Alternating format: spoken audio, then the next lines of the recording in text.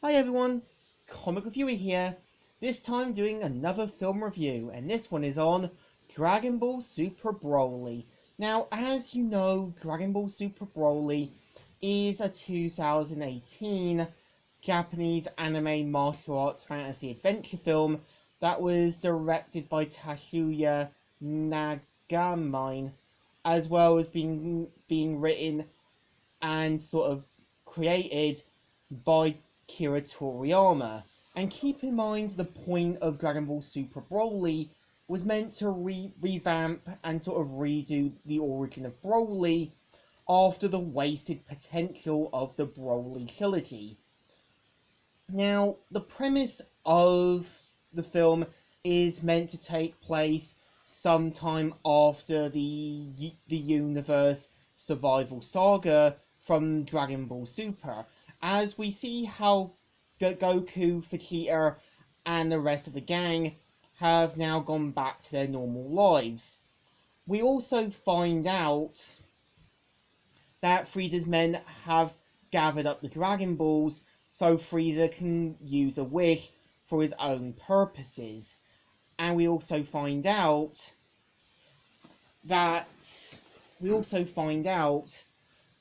on a distant planet found by two of Frieza's forces, Chi as well as Lemo, find Broly. Now, Broly in this one is that he's a bit more kinder, a bit more less withdrawn, and acts a bit more like a little kid.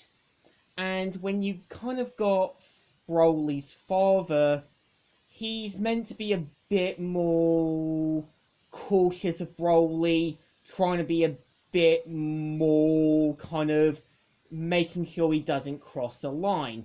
And you can kind of tell that Cheelai is a bit more hesitant against Broly's father, Paragus, and you can kind of tell Paragus has to keep him on a straight leash. And we kind of see how once basically Vegeta and Goku come face to face with them, it's a moment that you can kind of tell Goku tries to be a friend and a mentor to Broly. And this is where you can tell Goku is amazed by Broly's skills, and you can kind of tell this is a moment where Frieza wants to push Broly's buttons just to get him to become even stronger. Now, what the anime does right at is doing the origin of Planet Vegeta, and this one seems to suggest that the truffles don't longer exist, and that the Scouters were meant to be invented by one of Frieza's men.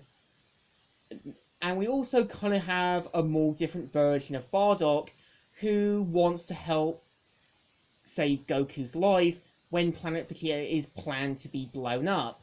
And when you kind of got Goku's mother, I do admit I like her character. She does have Goku's heart, and you can kind of tell when they say goodbye to Goku, it really brings a lot of emotion in.